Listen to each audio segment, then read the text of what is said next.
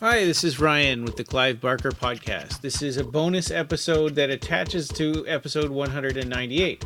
So what we did in episode 198 is we cut out some spoilery parts when we were talking to Simon Bamford, Gary Smart, Stuart Conran, and Stan Rawlings. Okay, about the Dark Ditties. I had some questions that I wanted to talk about that we knew would spoil the show for anyone who watched, especially episode 2, Mrs. Wiltshire.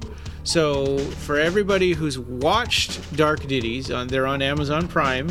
If you've watched Dark Ditties, then you can please, listen to the rest of this. These are the spoiler questions that we cut out of episode 198.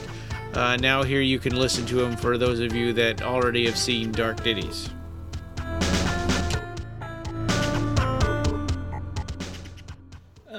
I'm trying to... So far I think we've done a pretty good job of not spoiling stuff with our questions. Well, it's just spoil. We don't care. Okay. So I guess we kind of touched on this already, but with the offer, I was thinking about if the game is rigged, would the people betting on it figure that out? I think the people who are betting on it are a very select group of people who are obviously chosen by Benoit, who have got a lot of money. And I think also these people are kind of scared of Benoit. You kind of get more to know about Benoit in episode 3, what kind of person he is. Mm-hmm. He's not just, he's into some serious kind of stuff, Benoit.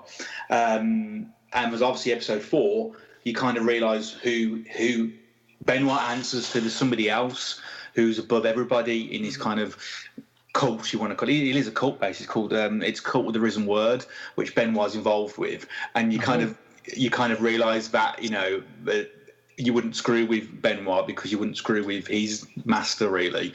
So I think people who are involved in this, it's a select group of people. They probably will bet because Benoit tells them to bet, and to be honest as well, it's not about the money for Benoit at all, really. He has to do this game for another reason, so he has to have these people die for another reason, which we'll find out in episode 4, and it's just making a few quid off it. It's just a bonus for Benoit, really.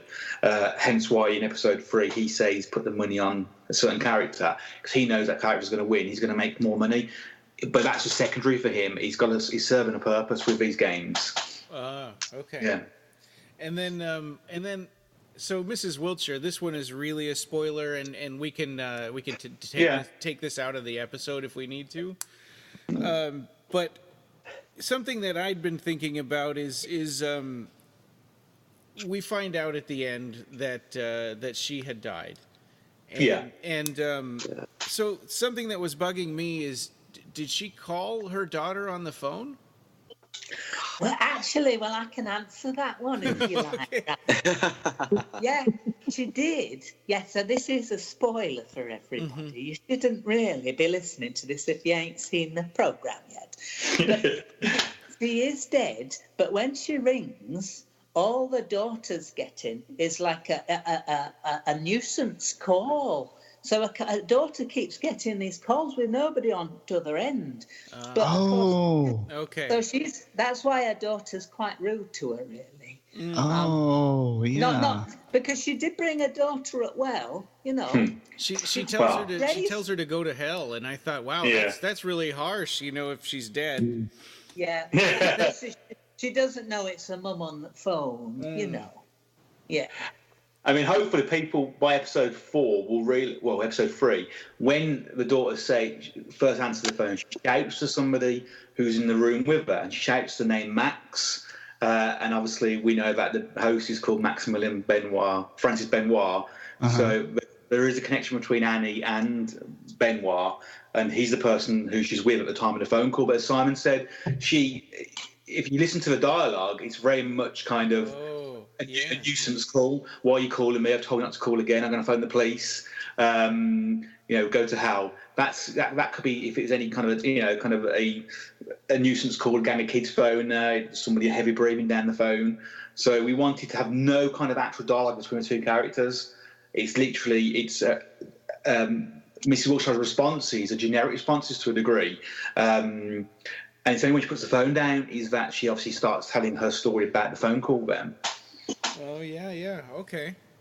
And I think what we can do is maybe make this a little bonus episode that people have to download and it won't go into their podcast feed. So then The spoiler? Yeah, we'll we say could do that. Yeah, and then that way only listen to this part if you've seen them. Yeah. Uh-huh. You can find the show notes for this episode and join the discussion over at www.clivebarkercast.com, where we have news, features, reviews, and links to all the ways you can connect with us. You can subscribe on Apple Podcasts and every other place you can find podcasts.